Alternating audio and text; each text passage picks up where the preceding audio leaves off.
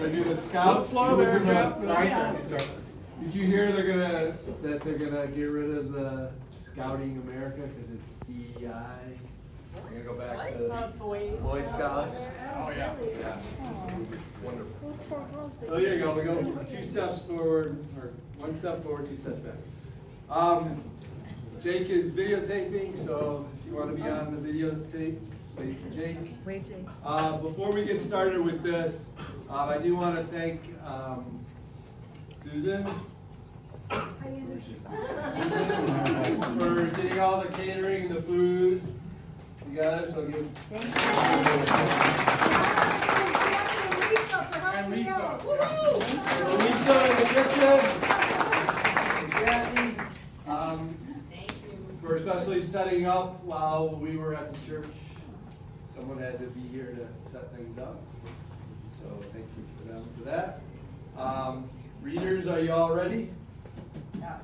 Okay, so a little known secret is that Mom was a really good writer and pretty prolific writer, except she didn't publish it very often. She would write letters when she was younger. She would write letters to her brothers and sisters. I remember Uncle Lou telling me how she would send him the top 40 list every week so he could keep track of what songs were hot while he was in the Navy. I just remember that story. She said she learned it from her mom, grandma, my grandma Teresa, or Grandma G as we called her. She was a very prolific writer, 4 or 5 postcards a day. That type of writer, right? Couldn't always read them. Couldn't always read them, yes. And I know all my cousins, and she wrote all of us when we were in college frequently, which was nice to get something in that life. So what we decided to do is, we can get up and tell stories about Mom, and we can do that too after this. But I thought it would be fun to take some of Mom's writings and read them, and she's probably looking down at us. Because you can see how talented a writer she was, and it gives you a different perspective. So some of these are written at different times of her life, or if they're written later, reflecting on younger, earlier times of her life, and you'll kind of get the picture. So we've got, and lucky for you, I'm only going to read the first one, and then we're going to have different readers. Okay? So this is a letter that she wrote, actually to me in September of 2020. So keep in mind that this is during the pandemic, and this is right after, 4 months after my dad had passed away. And she wrote this to me for my birthday. So unfortunately, I've been caught in a whirlwind of emotions, swirling and spinning with an emptiness, a gnawing heartache, and a feeling of vulnerability and fragility. We're prayerfully hoping to evolve as time goes by so that I may continue to grow to my full potential. You are my firstborn. There are so many wonderful, happy memories that bring me solace and peace. I loved your father so very much. We built a life together that started back in our college days. Slowly and consistently, we grew closer as we got to know each other better. Hour after hour, we shared our thoughts and dreams. 2 students who were focused on their final goal, completion of their Jesuit education, both working part-time to pay student bills, to keep themselves above water financially. We had a lot in common. Born and raised on Chicago's South Side, go Sox. From blue-collar families with strong Catholic roots and European heritage. He lived in the dorm and I commuted daily. Most of our dates were on campus, studying in the library, sharing leisure time in the student union, or attending university-sponsored activities such as dances and basketball games. Loyola, by the way, national champions in 1963. Marriage was a serious commitment that we did not take lightly. Our faith taught us that married love results in procreation. It was a natural progression. Sorry, Mom. One did not get married until ready for this responsibility. Abstinence was the rule. How archaic is that? Family life was important to me.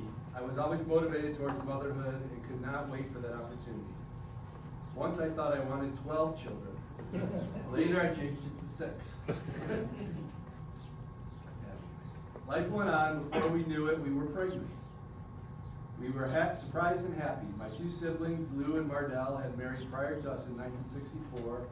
Now we were all pregnant at the same time. Good Catholics, all of us. We all got married within 10 weeks in 1964 and had our firstborn within 12 weeks in 1965. This was a common occurrence in our culture at that time. They write songs about this. When you were born, we were complete. No one was happier than the 2 of us. You were the product of our love, and you were perfect.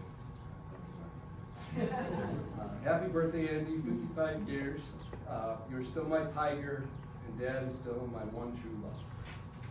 So that's the first one. All right, next up we have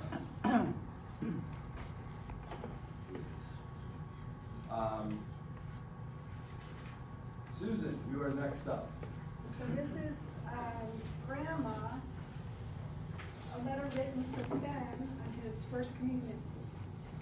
The following poem was written during my first year of teaching second graders in CCD at Christ the King Church in Lombard. Every year thereafter, it was given to each child making his/her first Holy Communion. Jesus smiled down on you today as he came to you in a special way. May he help you always to live and grow, so that you may continue to know the happiness that is now in your heart. Bless Mom and Dad who played such a part. Bless you, Ben, as you now are able to share forever in the blessed table. Jesus prepared this feast that all might unite together with him morning, evening, and night.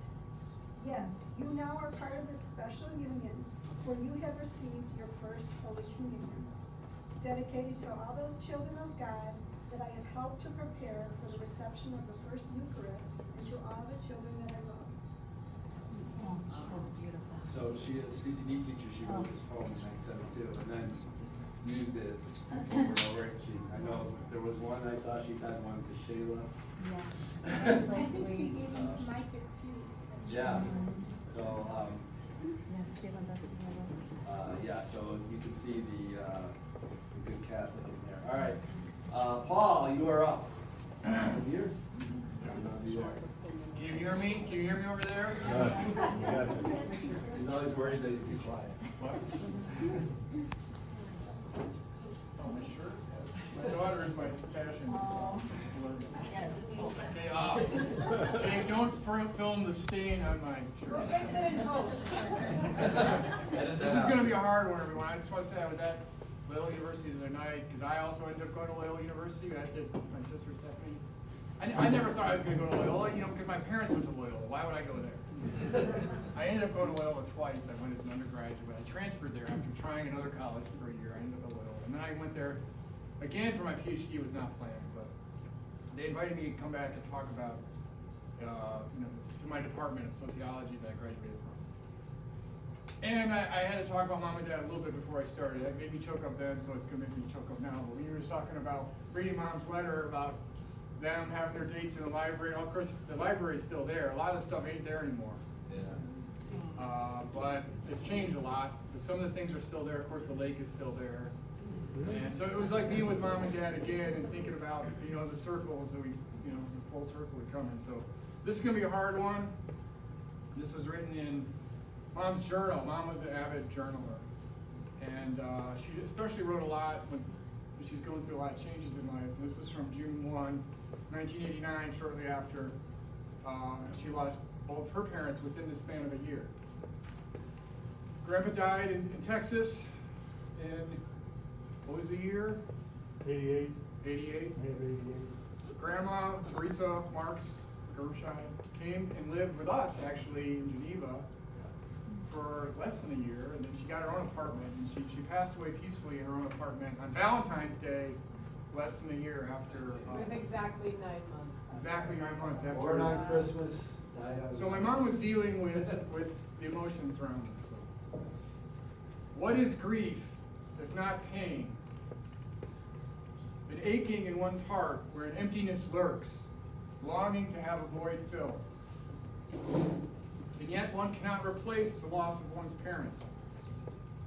Here I am with sleeplessness and pain, filled with so much feeling. Oh, Mom, if I have this much heartache, what must you have gone through those 9 long months without Dad? Mom was a voracious writer. She wrote letters constantly. I am concerned about the many people out there who are missing her correspondence. Postcards, notes, letters. We used to tease her that she was personally supporting the U.S. Postal Service. They could use that now, actually. Oh, how I miss you, Mom. Yes, it helps to cry, and I'm sure you cried a lot during those 9 months. Sometimes we cried together and usually felt a lot better afterward. Did we move too quickly, bringing you to Illinois, away from Texas, with all your memories of Dad and those 16 happy years, and all the friends you left behind? We wanted to be close to you. We didn't want you to be alone, and yes, I wanted to make up for 16 years without you. You were so easygoing. You didn't argue or fuss. And what a great traveler you were. What a pro. That little tote bag of yours seemed to be bottomless. and you carried it whether you're going 12 miles or 1,200 miles. I miss you. I miss your arm in mine as we walked. You should give me Mom's cane. You guys know Mom, the last few years she had this cane, but she moved. Boy, she was like the spirit of her mother. I miss how we fussed over shopping. How you always wanted to feed me every time I came over. But most of all, I miss your hugs and kisses, and I miss our regular phone calls. I love you, Mom. I know you're with Dad now, but he's taking good care of you. Although in this case, it might be the other way. God love and keep both of you. Good job, Bob. All right, we're gonna lighten things up a little bit. Jeff? You're up. We don't know the order, so it's a surprise. I'm like, me? I don't even know the order. This is another journal entry from October 13th, 2001. Trip with Walt to Portland to visit Stephanie. Upon arrival, getting choked up already. Stephanie is there to meet us, and all is well with the world. Off we go to the Portland Saturday market and get something to eat at the African booth. Yum yum, but a little spicy. Stephanie has to be at work, Portland Medical Clinic at 4 p.m. We stop so she can pick up some carry-out food to take to work for later. Walt and Steph walk, and I stay in the car. Some drunks are sitting adjacent to where we are parked. And one throws an orange cone up on the hood. I tap on the window, and he throws up another one on there as he screams expletives, F you, several times. I am too intimidated and or scared to do anything else. So I waited there and he wandered off, crossed the street, and headed in the direction where Walt and Steph had gone to a Mexican restaurant. Finally they came back. Walt removed the cones. I told them sorry, and off we went.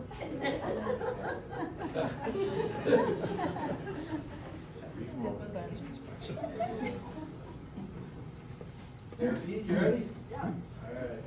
Okay. So I have 2 journal entries. One from November 21st, 2012, and then one from 2 days later, November 23rd.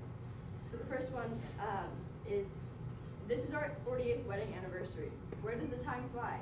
When we went to pick up Stephanie at the train station, we circled around to find a parking spot. There was a wedding party outside the church. I rolled my window down and said, excuse me, and And when the bride turned to me, I said, "We got married 48 years ago today." "Congratulations," she said. "Thank you." On our wedding day, it was freezing cold and sloshy. There had been a blizzard the day before and everything was a mess. Today it was 50-ish and sunny. What a difference. Stephanie came off the train with a bouquet of flowers for our anniversary. They smelled heavenly. And then the next one, she is from Sister Lakes, Michigan. She's so pretty. Seriously. I was crying. So, the plan was for everyone to go to a movie and I would stay with the little ones. As it turned out, they decided to attend 2 separate movies. Solomon and Joe would see Wreck-It Ralph, about a video game villain who wants to be a good guy. Paul, Carla, Jeff, Walt, and Susan went to see the latest James Bond movie, Skywalk. Alright, side note, I don't think there is a movie called Skywalk. Skyfall. That's what she Skyfall. wrote. According to Mom, it's Skywalk. What she says goes. Stephanie stayed back with Seraphine and me. We had a girls' night and it was a blast. Seraphine had a spa bath in her official tub in the laundry area. It was just a sink next to the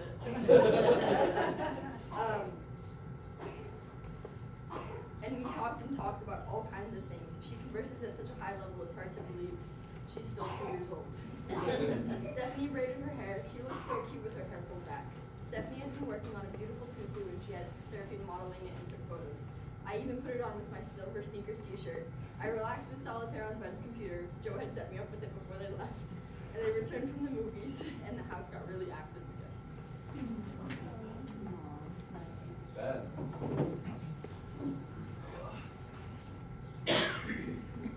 Sunday, December 9th, 2012. Off to Mass, then back home. Ben and Joe came by later, and we went over to Apollo for chicken. Ben had a gyro. It was a nice visit. While we were there, Andy called. They were back from Michigan. Ben dropped us off back home. It's neat to see how they've grown into fine young men. December 13th, 2012. Off to Batavia for a dental appointment. Everything okay, except for the broken tooth. Upper rear. Dr. Gassier said he could try and patch it, but that would be only temporary, and the ultimate fix is a crown. Of course, I had to discuss this with Walt, my financial director. In quotes. He also needs some work, a filling and relining of his partial. The latter has required a lot of work over the years, but it was his choice at the time. I, in turn, had a similar decision and opted for the more costly tooth implant and have had no problems. He is always forgetting it when we're out. He'll say, "I forgot my teeth," which affects what he can eat. So when I came out of the back, I discussed it with Walt, and we decided to go with the crown. $750, a deal for Dr. G. So most of our journal entries are like what lunch costs and the tip. So we're not gonna get too much into those. Stephanie, you are up. I am up. I like getting my professor glasses for this one. Good vote, Mom, the professor. Oh, you can't I think she wrote this one. She actually wrote this one for something a presentation she gave essentially. At Beacon Hill, where she lived for 12 years. Yeah. What time? All right, so this was June 9th, 2018. Being the 5th of 7 children, I learned some basic concepts. Patience. One has to be willing to wait her turn, then be brief and don't waste time.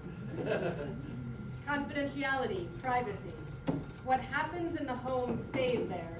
Don't repeat everything you hear.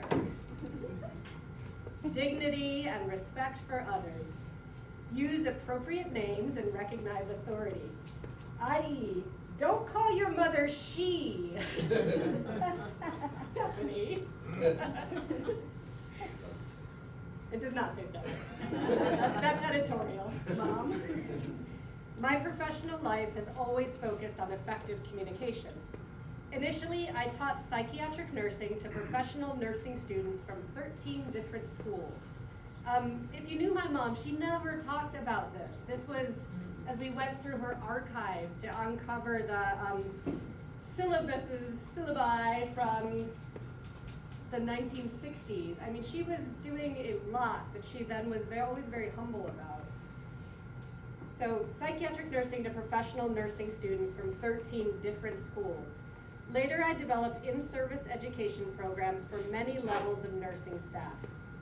In 1980, I made a big change and began working with the elderly in an extended care facility near my home, first as a staff nurse and later as supervising nurse. I have long believed that life is an ongoing process of learning and growing each and every day. I learned early on that growing old is not for sissies. That's in all caps, by the way. No one teaches about life better than those who have lived it longer and provided excellent role modeling for others. Our turn now. I didn't want to ruin your. All good. Joe. So these next set of writings are from a writing workshop that my mom took in 2008. I didn't recognize. So she was taking a class on writing, which again, I never saw any of these. So The violin, an old violin, a history of its own. It belonged to my paternal grandfather and has been passed down. Where has it been? What joy has it provided through the years? It has a crack, that too is part of its history, I'm sure. We learned that my grandfather was a performer, an artist, and gave up that profession after marrying my grandmother and getting a real job. We never knew he had been a performer. My aunt showed me a photo of him in costume some 15 years ago. That was the first time my generation learned that part of our history. They were so secretive. My father never shared any of his early life. It was as if he was born an adult, prim, proper, and very serious. My children all delved into theater and performance. Now we know where they may have come from. I cherish that violin. I played it in high school. And I also played violin in high school. We have that violin with the crack. Someday we'll get it fixed.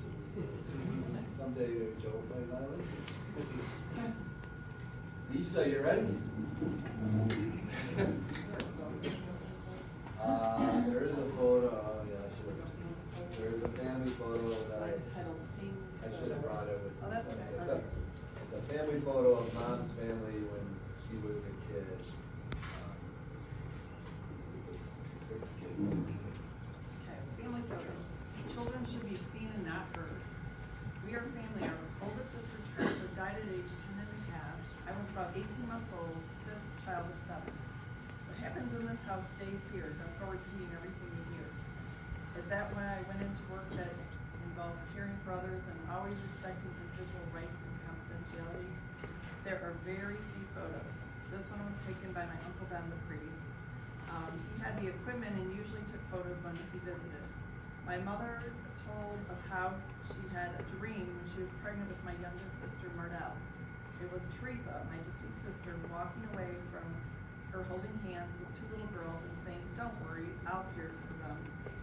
That's how she knew the baby would be a girl. All right, Brother Lou, you ready? Yes. Do you mind if I just stay seated? You may stay seated. You're the eldest.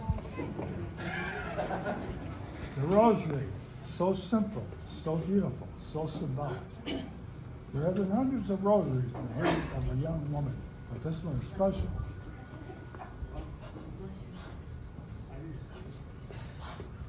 It involves me. My brother brought it back from Rome, blessed by the Pope. He always brought special gifts back from his travels. He's in the Navy, and it's great. This is the time she used to send me letters about the top 10, you know. I said, why is she sending me this stuff, you know? Her and my sister Mardell used to get home from school after you watch Bandstand, or whatever we used to call it. Okay. And she would later have even more rosaries, including a beautiful crystal one she received for graduation, used at her wedding, and later passed on to her loving daughter-in-law. also want to mention, Gerri, very special with me. She introduced me to my wife. They always had a standing joke. And when people knew me close. I said, yeah, Gerri introduced me to my wife, but they hadn't spoken since. Anyway, and Joan wished she could be here, but she can't travel. Thank you. Mom loved Joan. She said, Joan, you were so beautiful. Wait a minute, Angel. And not just visit her, everything about her. Yeah, she was special. Still is special. Okay. Let's keep the tears flowing. Renee? It's a tough act to follow. I think I'm supposed to have a photo with this.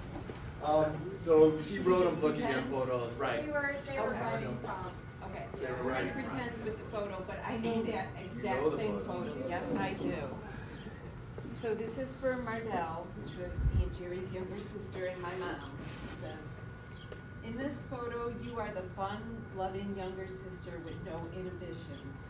We did such goofy things in those days. I can't believe I'm standing on the porch railing in my high, very high heels. And they were like 3-inch heels, and she was standing on the railing. I know the picture.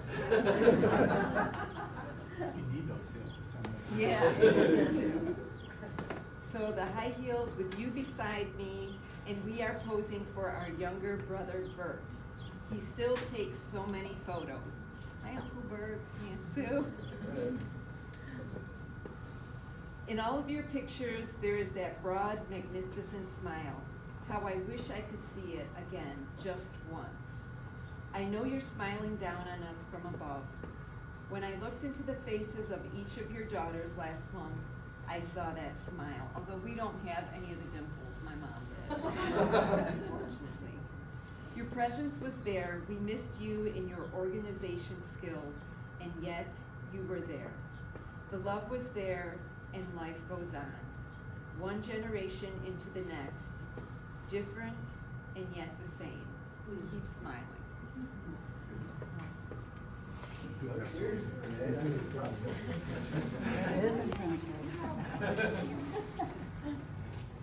Carla, you're up.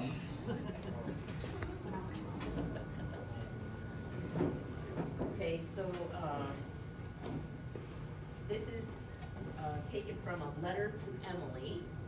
Emily is, Than's mom, and it was written June 29th, 2019. Than is, one of Paul's very best friends from college, who is no longer with us, and who visited the family for, Thanksgiving. I think of the Thanksgiving weekend Than spent with us, the trip to the south side to Grandma's house for dinner, and the joy Walt's mom had in sharing time with him and the family. Happy memories are a blessing. As mothers, we bring new life into the world. We nurture, support, and guide the individual growth and development of each child.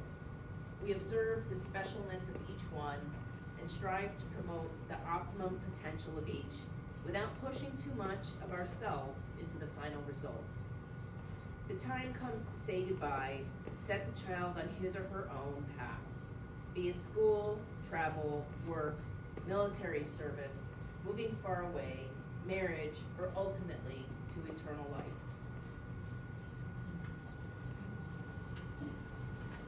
Okay. Ben's. I'm gonna read Lena's, because Charlie's sleeping. Memories, August 2019, prior to Ben and Lena's wedding. This is a time of remembering so many past experiences related to falling in love and getting married. It was a long journey for me, not one I took lightly. There are so many buried thoughts and feelings, perhaps left that way at this time. Nearly 55 years of marriage, and I am anticipating the marriage of my oldest grandson. Wow.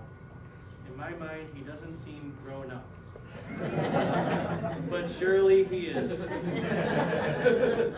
He has chosen a lovely young lady who I'm proud to welcome to into our family. Time flies so quickly. It seems like only yesterday that his parents got married. I remember so much about the preparations and planning at that time. I can only imagine that similar experiences are occurring at this time between the two families. God bless them one and all.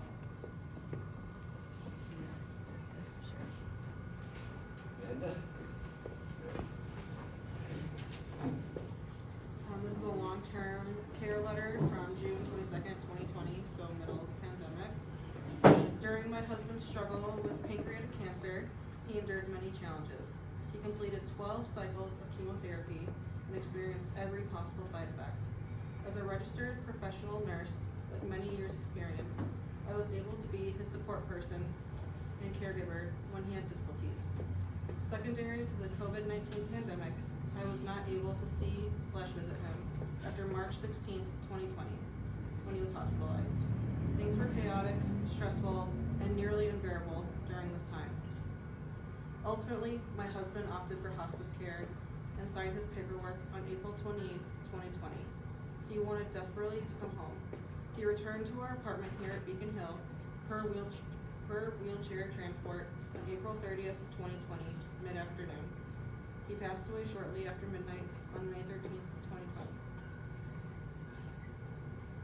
Thankfully, he was able to die at home peacefully and we were at his side.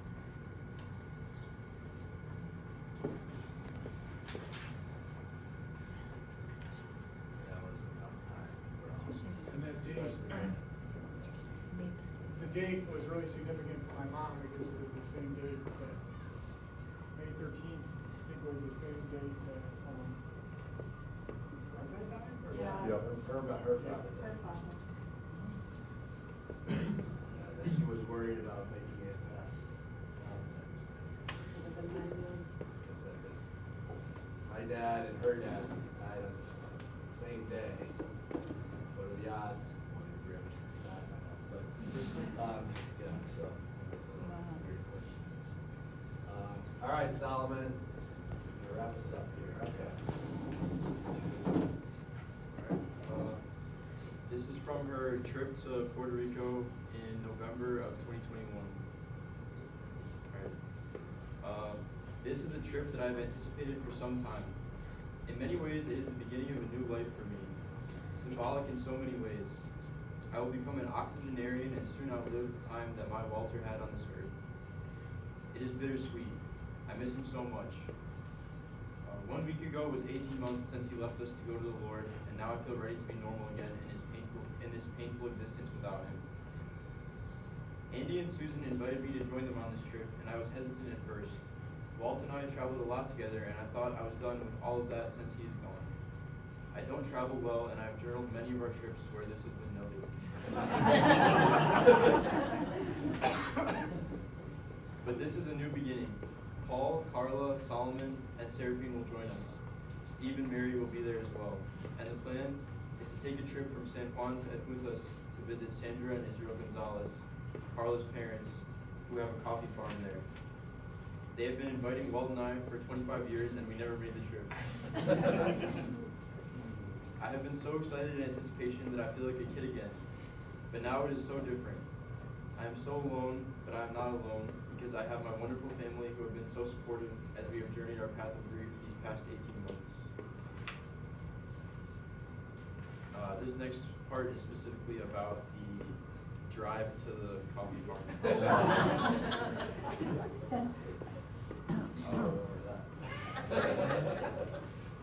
The main highway is 4-lane, but much is 2-lane as we drive through the countryside. As we go higher into the mountain area, it is extremely curvy, and the driver honks to warn oncoming traffic, if any, that we are coming. There is no visibility of a vehicle until upon it, and that could be too late or traveling too fast. Could be too late if traveling too fast. I don't look down because often we are on the edge, or so it seems from my perspective. Yes, I have a problem with heights, so I try to look straight out at the overview. Must avoid looking out the front window. Scary. And this last part is about her time on the farm. Spending time at Sandra Farms was truly beautiful. The view from the veranda that wraps around the front of the house is magnificent. Every shade of green in trees and plants, the blue of the sky and glorious clouds, the flowers. Sandra says anything she plants grows. She loves to bring seedlings home and place in her garden, which is another glorious experience. And that's it. So thank you to all our readers.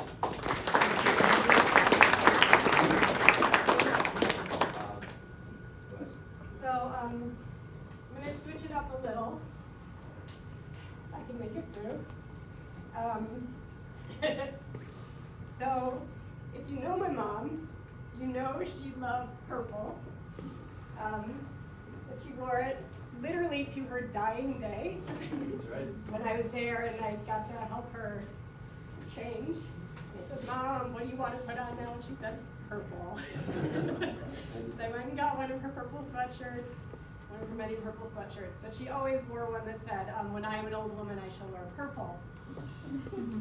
So, this is the poem. This is the full poem. It is called Warning by Jenny Joseph.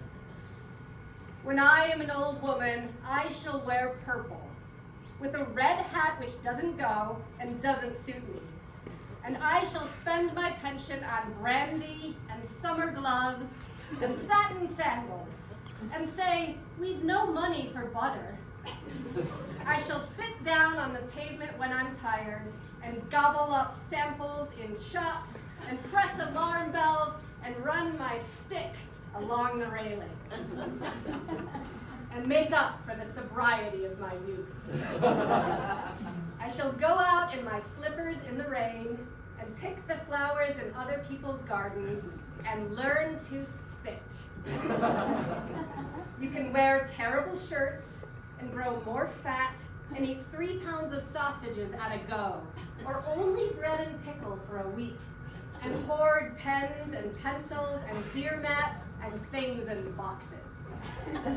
But now, we must have clothes that keep us dry, and pay our rent, and not swear in the street, and set a good example for the children. We must have friends to dinner and read the papers. But maybe I ought to practice a little now, so people who know me are not too shocked and surprised when suddenly I am old and start to wear purple.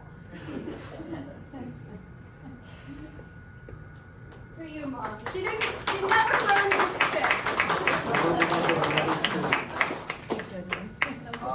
So we would like to invite anybody else that has good stories or wants to say a few things about Mom or Dad. You know, Dad died during the pandemic. He's been waiting 5 years for his memorial, his celebration of life. You know, our 5 years for Mom to join him. And they're in the boxes up there. Which one's which? You got it mixed up. There is, yeah, you can tell by the inside, yeah. So don't worry, you know which one. You see the XOs, Mom signed everything in the last few years of her life. All her emails, her texts. Facebook posts? Facebook posts with XOXOXO. I got it tattooed when I was in Key West. I got a tattoo of a turtle and XOXOXO, and I sent her a picture of it. And you know what she said? She said, "That better not be permanent." It was temporary, but I may get the XOXO. Yeah, that was how she replied to it. That better not be permanent. So, go ahead, Paul. So, because I did want to read something for Dad, and when Dad passed, it was really hard for all. I mean, obviously this is really hard too. I mean, and so because of the pandemic, everything we were kind of locked in. Andy and I did a lot of processing on our own and together, but not able to be with family as we would have wanted. You know, and I see Mickey over there. Mickey and my dad shared the same birthday. I can't hear you. I see my Aunt Mickey over there, they share the same birthday. So it's like having Dad here. You stole it. So, This last week. just last week, so I want to read a little something I wrote after Dad passed. Again, this is maybe a little bit of a sad one, but this is from May 12th, 2020. I start out with a Bruce Springsteen quote. So, we are ghosts or we are ancestors in our children's lives. We either lay our mistakes, our burdens upon them, and we haunt them, or we assist them in laying those old burdens down. And we free them from the chain of our own flawed behavior. And as ancestors, we walk alongside of them, and we assist them in finding their own way and some transcendence. And when I heard this, I couldn't help but think about my dad and his relationship with his father. So I wrote this. This was one last letter I wrote to Dad right before he passed. And I was able to read it to him over the phone, I think. I don't know how much you heard, because we were all on the phone with him. But this is what I wrote. Dear Dad, I'm so glad to have been with you over the weekend to speak directly to you, for you to see Carla, Solomon, and Seraphine, to share Carla's letter with you. Now, we were the only ones, only Andy and I were able to see him in person. Because Not of at the same time. Not at the same time because of the restrictions. And so Carla Before and Solomon, vaccines, before anything. we did a Zoom, I think, where we were able to see, they were able to see him. We were able to be with him in person. If I had only one more letter of my own to write to you, it would be just to thank you for making the choices you did.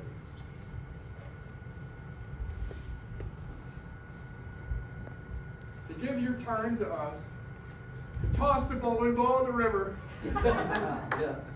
and give up the golf course, and to be the baseball and soccer coach, to attend all the plays and concerts and games, to take us on the vacations in the car with the camper, to the condo, to Lost Lake and Found Lake, to the Adirondacks and Algonquin, the Rocky Mountains and the Tennessee Valleys, from the Florida Keys to French Lick.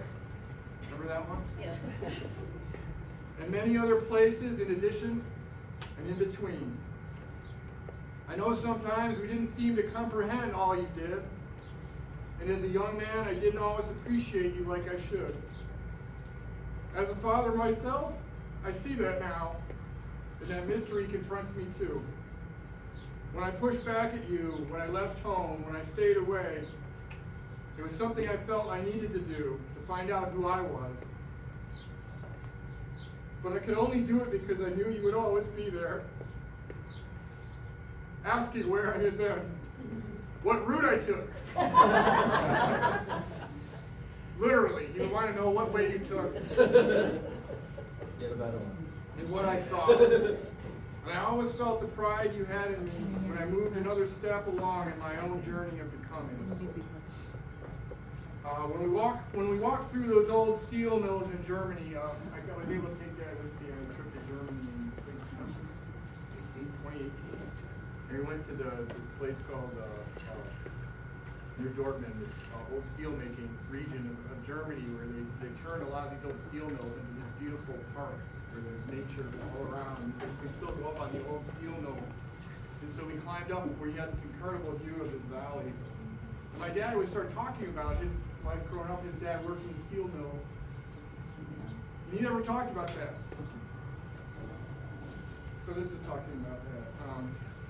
When we walked through those old steel mills in Germany, you talked about your father, how he gave his life to the mill, and how you resented him for it until you learned that he did what he had to do to help his own family, not only his children, but his brothers and sisters too. I understood then, clear as the October light shining through those industrial towers on that cold afternoon, how you were making up for that absence with us. And my only regret now is that I didn't always appreciate your presence for what it was. The expression of your love, giving what you had to us so that we could grow into who we wanted or needed to be.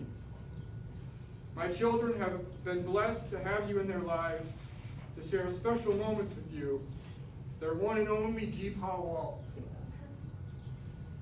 I'm only grateful now for all the time we had and all I learned from you, even when we couldn't find the words to express what we wanted to say. We love you always and forever, Paul. So my dad didn't write like my mom did. These little scribbles stuff. He tried to write some haiku for a while. They were mainly about like waiting in a doctor's office and stuff like that. So my dad didn't have, my mom was the feeler, you know, but she was the hugger. My dad was more reserved in his way. He didn't always know how to express what he felt about stuff. But as we saw him grew older with him, and we came to appreciate all he had done for us and his ways of expressing what he felt. So I did want to say, you know, that for him. So anyway, enough tears. Does anybody have a funny story about my mom? Or anything you want to share? If not, that's okay too. We appreciate you all so much for being here on this beautiful Saturday. We were, you know, the language my mom would use is we've been blessed. And my mom believed in, she was a woman of faith. She believed in God, but she believed in people. She believed in the God in people. And my Aunt Vereen, we haven't talked about Vereen. I think Vereen taught all of us what love meant. My mom did too. Vereen was a Franciscan nun, and so the ideal of St. Francis is something my mom always loved. The Franciscan prayer, make me a vessel. Make me a vessel of your peace. My mom was all about spreading peace in the world, about love. That's what God was, his expression of love. And she would show it with a hug whenever she saw you. So I hope you all get a hug here today before you leave. And again, thank you all so much for coming.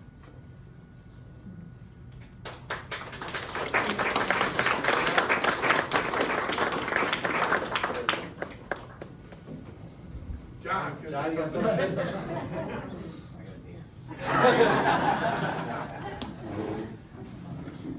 There are prayer cards up there for both mom and dad, and also there's a little book if you want to sign that you were here. We'll remember who was here, but just in case. Instead of all those photo boards that people often do, we have this electronic device. Did you ever get it to work? No. When my mom was in hospice, we set up this picture frame with all these photos. There were 1,000 photos on there. 1,500. That would rotate, and you could see all the different phases of her life and the kids and the grandkids and stuff like that. So our idea was to hook it up here, and that way we don't have to do all these big photo boards. But fortunately, there's no Wi-Fi in the log cabin. How about who would go figure? Or if there is, we don't know the past. Well, you know, I think the idea of, it was Andy's idea originally to do mom and mom words, and I think the theater of the mind that's created by that is probably as good as anything you're going to see on Facebook or TikTok or whatever. So you have that. Yeah, we have the bowling pin. Is there a story behind that? The bowling pin story? Okay. So, how long of a story do you want? I don't know. My dad didn't talk about it much, but he was actually on the bowling team at Loyola University for a few years. So he was a pretty good bowler. But this is from his later years at Beacon Hill. At the retirement community, they had Wii bowling. You remember the Wii? Yeah. They still play it at Beacon Hill. So this was the big event once a week where they would have the Wii bowling tournament. And Dad was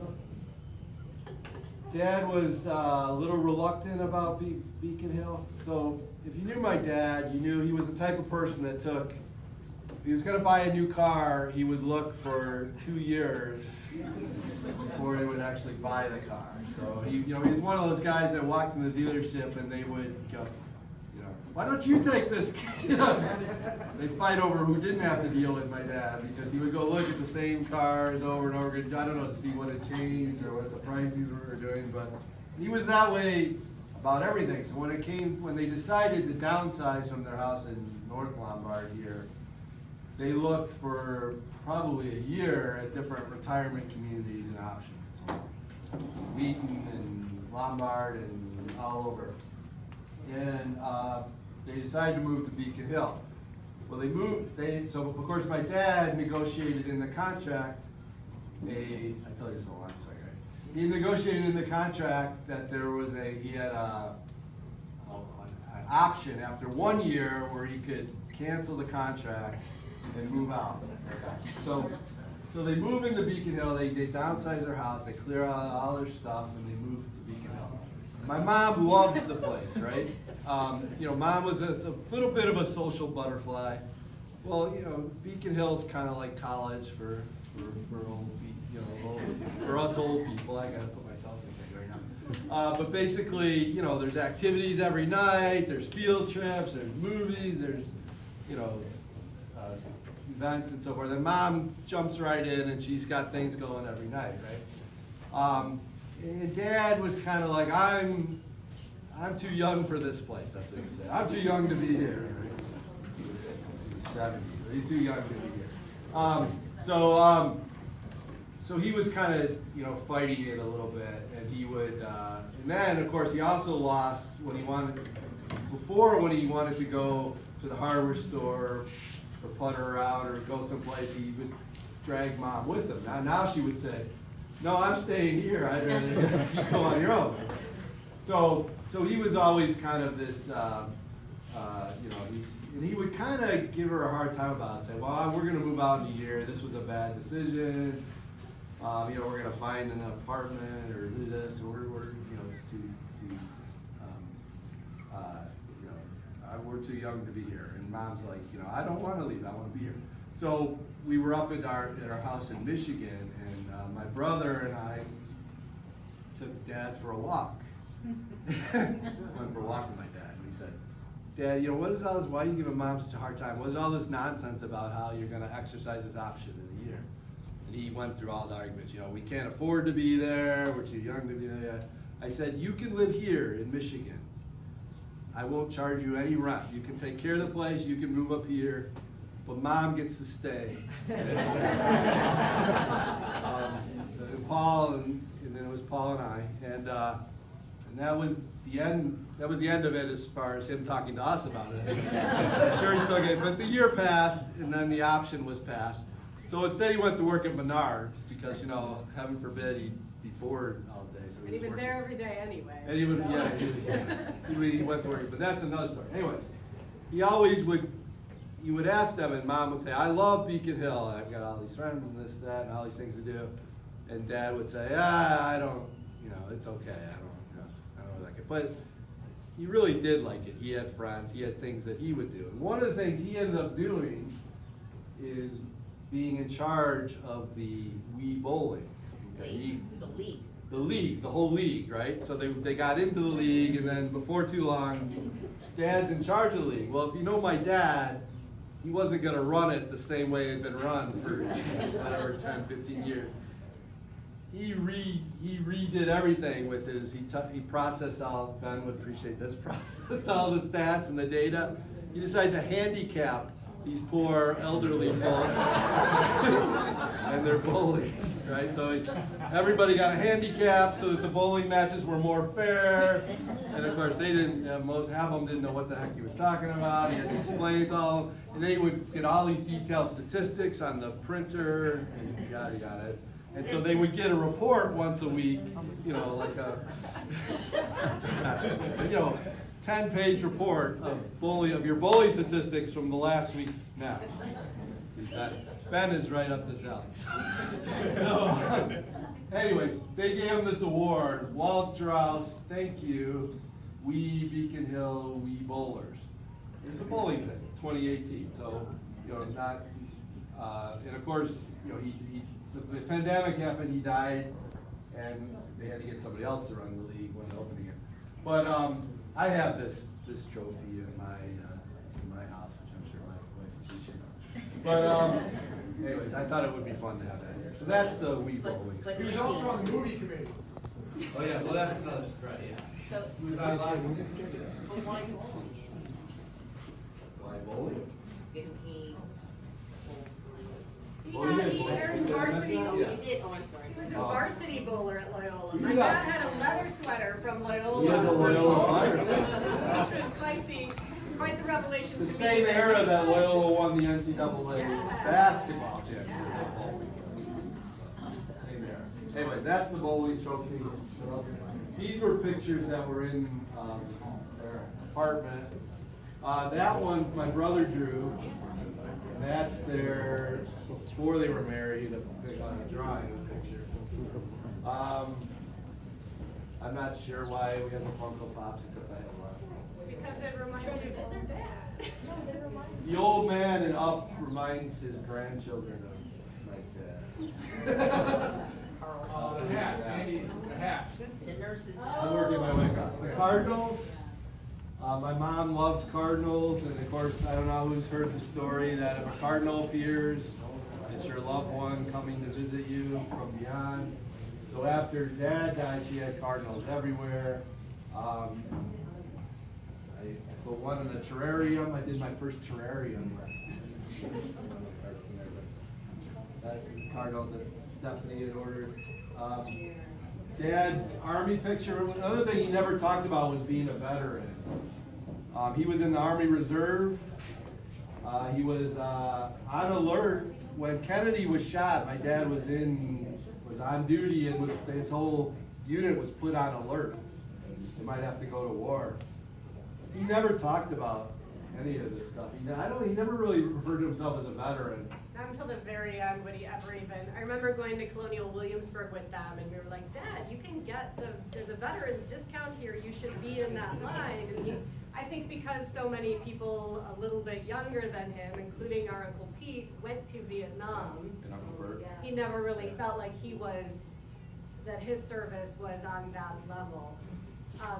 Because he didn't get called. We didn't know, cleaning out their apartment, we found, was it a rifleman? He was a Oh, yeah. ranked He had a sharpshooter. over it. sharpshooter, yeah. Who knew? Who knew? After he died, my mom made sure he got a flag.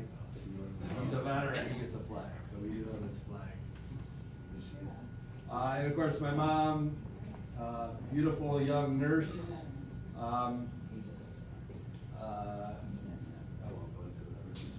And that's her nurse's hat there too. So, I think that's everything up here. Anybody else have any comments? Uncle Phil? Any good stories? No, not really. No? He just kept calling me the black sheep of the family, so. You were the black sheep? And I said, yeah, I married one too. Yeah, you were both black sheep. Uncle Phil, of course, my dad was of Polish descent, and they're very South Side, Hagwish, steel worker, Polish. So Uncle Phil bonded with my mom when he came into the family because they're both of German descent. It's the first question out of Mick's mom. What nationality? I said, well, Yeah. German. Oh, that's good, you could stay. German was okay, because he had the same It's close enough. Lou, you got stories? I got a story. All right. On our 25th anniversary, the three couples, we all got married same year, so we decided to take a cruise. And we were out there, Walt and I'm with Jack Hughes, drinking beer. He didn't come with us on a diving, little diving excursion. We went out You guys there- were diving, scuba diving? Scuba diving, snorkeling. Snorkeling. Anyway, you were getting your instruction, you had your life jacket on, your jacket. They gave us your instructions and everything. We went off, and about a couple minutes later, Walt comes up to me and he says, I can't seem to get to the bottom, and stay at the bottom. I said, well, Walter, you've got your life jacket on. Take your life jacket off and you'll be able to go to the bottom. Oh, okay. I tease him about that quite a bit. He was not very aquatic. We used to call him the big white whale because he was when he went swimming because he had no tan. You could see them across the whole pool. Yeah. That was a great white whale. Great white whale? The great white shark, yeah. Like a play on Jaws. Right, yeah, the great white whale. Anyone else? All right, I think there's still plenty of food. Plenty of dessert. Plenty of dessert too. I see sandwiches over there. I think they're starting to pack those. Oh, Food okay. won't eat itself, so. If you want to get a sandwich, go get one now. All right, and again, thank you everybody for coming. Bob, you've been so nice. Andy, I'd like to commend you and your brother and sister on the good job you do. Take care of your history. Good insight.